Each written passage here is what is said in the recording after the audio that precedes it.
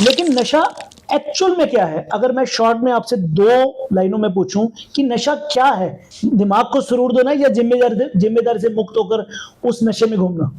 अगर पानी को कहो कि पानी को बंद कर दो, पानी को बंद नहीं करना, पानी तो लगाना है ना, पानी की जरूरत है, खेत में लगा उसको डिवाइड करोगे भी, थोड़ा सा इधर छोड़ दो, थोड़ा सा इधर छोड़ दो, तो ऐसे ही नशा है। अगर आप इसको ज्यादा कंप्रेस करोगे तो लोग, मैंने आपको पहले बता दूं कि कितनी डेथ हो रही है एलोपैथी की गोलियां खा के, वो दुकानों पर मिल रही है, कितनी की बंद कर दोगे, उसकी जगह दूसरी गोली निकल जाती है, दूसरी लेती है, 30 गोलियां खा जाते हैं, 40 खा के मर जाते, 50 खा के मर जाते हैं। तो आपका कहना है, इसलिए मैं कहता हूँ भाई साहब, नशा बंद नहीं कर सकते जिंदगी में कभी भी।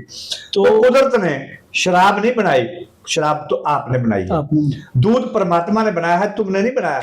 Real Talk, bringing you the unfiltered truth in politics and cricket.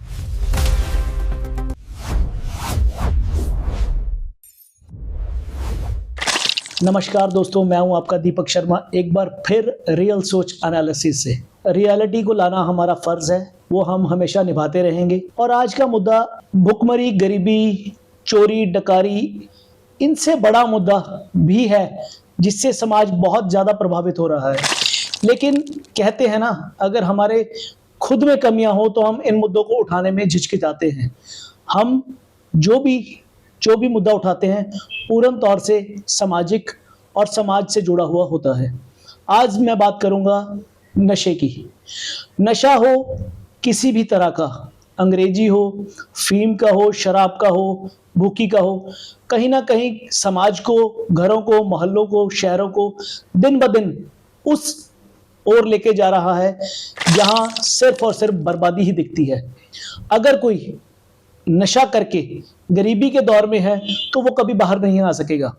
लेकिन आम इंसान अगर कोई गरीबी में है, नशा नहीं करता, तो उसके पास एक मौका रहता है कि जिंदगी को दोबारा बनाया जाए और उस राह से निकलकर अपने आप को वहां पहुंचाया जाए जहां एक समाज का बड़ा व्यक्ति खड़ा है।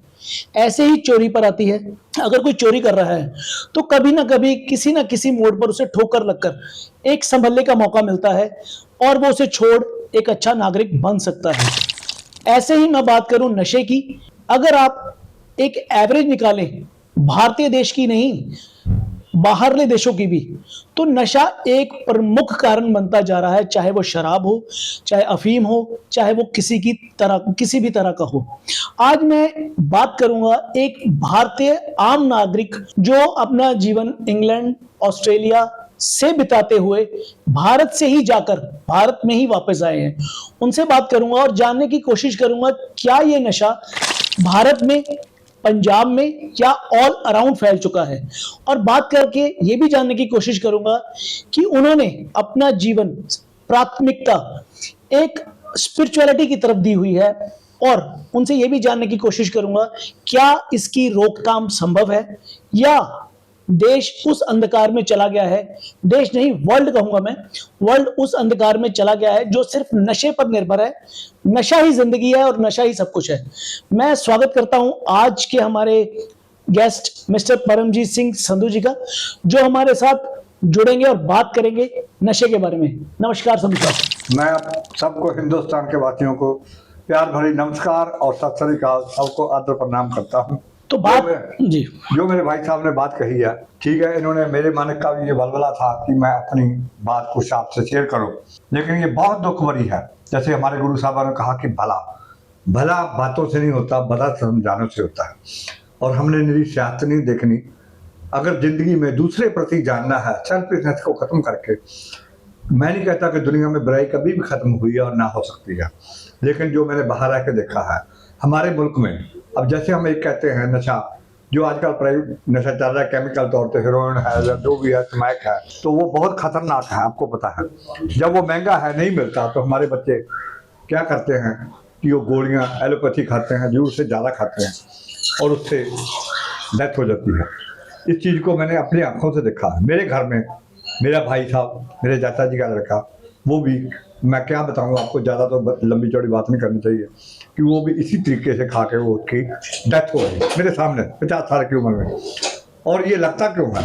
पुराने ज़माने में हमारे मुल्क में फीम की खेती होती थी, हिंदुस्तान में भी होती होगी, लेकिन पंजाब का तो मेरे को पता है। पुराने बुजुर्ग भी खाते थे, खाकर काम करते थे। वो नेचुरल कुदरती नशा है, परमात्मा का ही बनाया हुआ। जैसे कहते हैं हम, आप कहोगे परमात्मा ने नशा बनाया, नहीं, वो एक केमिकल, कैसे कह लो कि आयुर्वेदिक चीज है, लेकिन उसको जरूर से ज्यादा खाने से नुकसान होता है। लेकिन अभी तक मैंने अपनी जिंदगी में देखा भी बहुत कम लोगों का नुकसान तो हर एक चीज का होता है। नुकसान तो कोई भी जरूर से ज्यादा चीज खाओगे, शराब पियोगे, लेकिन एक तो वो कम से कम दूसरे को गाली गलौज नहीं करता, एक दिमाग में ठंडक रहती है, दूसरी बात कि वो काम करता है और लड़ाई झगड़ा कम करता है। शराब का नशा ओवर हो गए, लड़ाई झगड़े कत्ल होते हैं, आपको पता ही है, बदबू भी आती है, महंगाई इतनी है, डुप्लीकेट शराब आती है, पी के मर जाते हैं। तो इसलिए मैं कोई मंत्री नहीं, मैं कोई सियासतदान नहीं, लेकिन मेरे को तो दुख आता देख के। हमने जेलें भर दी पकड़ पकड़ के, क्या इसका कोई एंड ऑब्जेक्ट है? पुलिस को काम लगाया हुआ है, जेलों में भी काम लगाया हुआ है, लेकिन वो नशा बढ़ता ही जा रहा है सारे मुल्कों में। अब इंग्लैंड में देख लो, वहां पर ये पोस्ट का आम है, आम बिकता है। अब यहाँ पर तो एक बात करता है, मेरे जैसा करेगा, दूसरा काट देगा, भाई सब नशे खाने लग जाएंगे। मैंने अपनी आंखों देखा, खुले आम बिकता वहां पर, ओरिजिनल। तो हमारे बच्चे भी मेहनत करते हैं। आपको आजकल का पता होगा कि आजकल मेहनत बहुत करनी पड़ती है, पैसा कम बनता है, और बच्चों के अंदर इतनी शक्ति नहीं कि वो बिना नशे के काम करें, तकरीबन ऑलमोस्टली। तो इसी तरीके से उनको लग जाता है, लेकिन उससे वो चोरी जब लेता है, हमारे मुल्क में तो खास करके, तो उसको गंद बंद मिलता है। मैंने अपनी जिंदगी में खेती भी करी है, सब काम, मेरे को ऐसे ना देखो, मैं अपनी जिंदगी की हर एक मंजिल से गुजरा हूँ।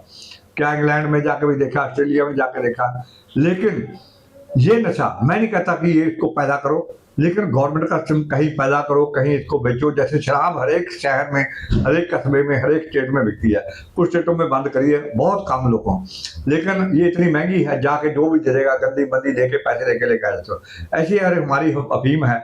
तो जब ये डुप्लीकेट नशा बिकता है, उसमें मिलावट होती है, डर के मारे जाता है, लेता है, उसमें जो भी कर दे तो वो ले लेता है। कुछ पकड़े जाते हैं, जेलें भरी जाते हैं, वो पकड़ा गया, दूसरी जगह एक चीज को खत्म करने के लिए दूसरी जगह तो लेनी ही पड़ती है। जैसे हम रोटी छोड़ दें तो हमारे को फ्रूट खाना पड़ेगा, दूध पीना पड़ेगा। तो मैं नहीं कहता कि मैं आप कहो कि ये बुजुर्ग हो के लोगों को नशा लगाता है, लेकिन इसका एंड तो निकालना चाहिए इंसानी तौर से कि कुछ, जैसे राजस्थान है, वो बाहरले मुल्क तो नहीं है, वहाँ पर खुला है, वहाँ राजस्थान के लोग सारे अमली बन गए। जो MP में चलता है, वहाँ भी लोग मेहनती हैं। तो पंजाब में बंद किया हुआ, मैं नहीं कहता कि स्टेट में करे, इससे आमदनी भी हो सकती है। गवर्नमेंट इसके ऊपर इतने बेरोजगारियाँ पुलिस के अंडर महकमे लगा के उसको अंडर कंट्रोल करके, कुछ लोगों की दुकान हो, गवर्नमेंट की तरफ से हो, उसको जायज मात्रा में जायज जेन्युइन चीज मिले, इससे ऊपर भला क्या हो सकता है? लेकिन ये थोड़ी नशा बंद कर दो जी, नशा बंद कर दो, उसको पकड़ दो, किसी का मकान डालो, उससे तस्कर पैदा होते हैं। आपने मैक्सिको में देखा, वो ड्रग लिस्ट है जिन्होंने मुल्क ही खत्म कर दिया। तो ये बात हमारे मुल्क में भी बढ़ सकती है। अपनी जब चोरी का माल मिलता है तो वो गंदमंद खाता है, उससे और बीमारियां लगती है, केमिकल खाता है, पैसे इतने होते नहीं हैं। आप अगर छोटे लेवल पर रह के देखो, मैंने तो देखा, तो इसको तंग करके किसी चीज को आप कंप्रेस करोगे, रिएक्ट और रिबाउंड करती है। तो इसलिए किसी चीज को इतना कंप्रेस ना करो कि रिएक्ट कर दे।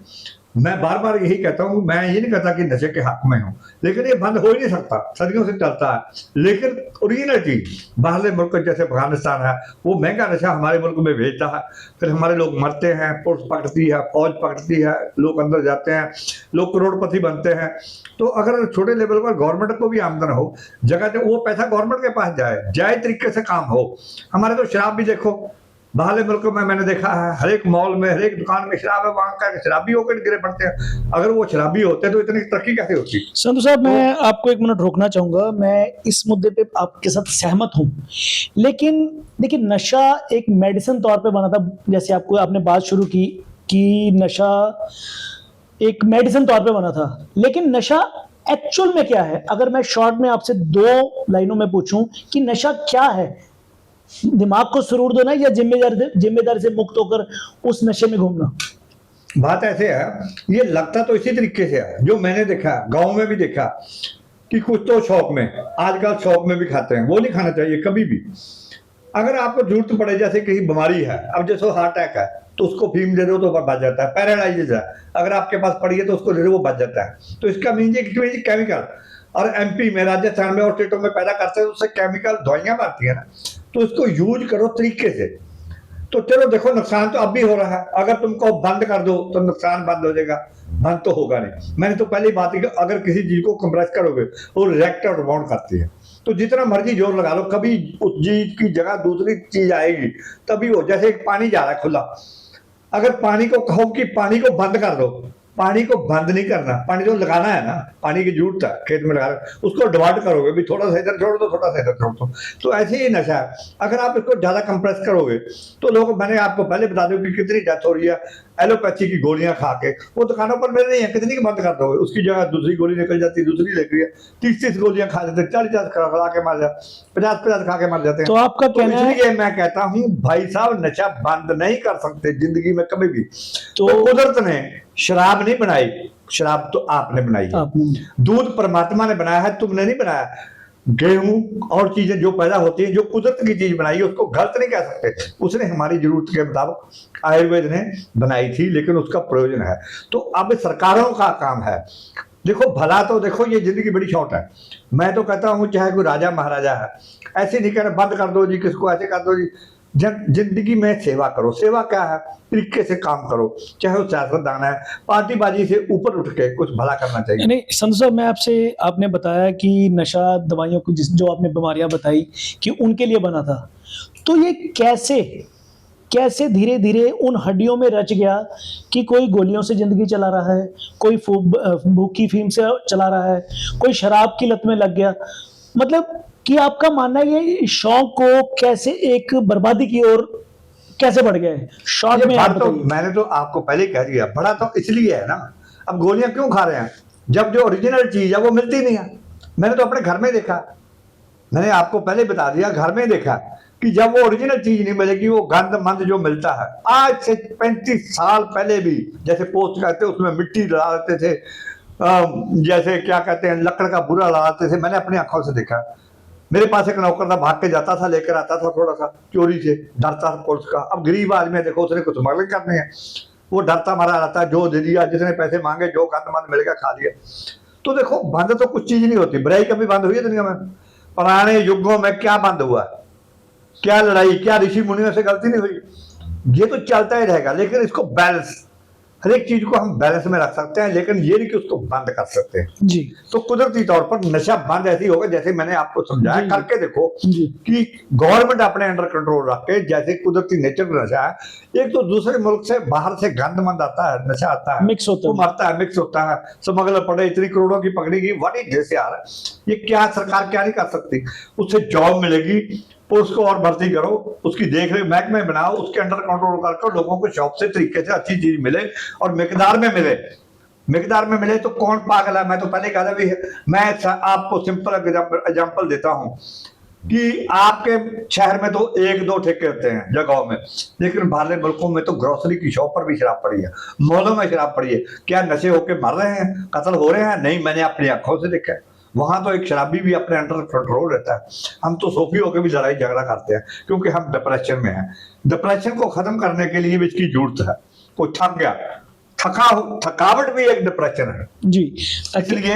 इसीलिए मैं कहता हूँ इसको अपने दिमाग से, मैं तो छोटा सा आदमी हूँ, मैं तो आपके गाइडेंस कर सकता हूँ, लेकिन सरकारें मेरे से भी समझ, बाकी जो दुख मेरे को आया, मैंने देखा, मैंने आपको अपना अनुभव बता दिया।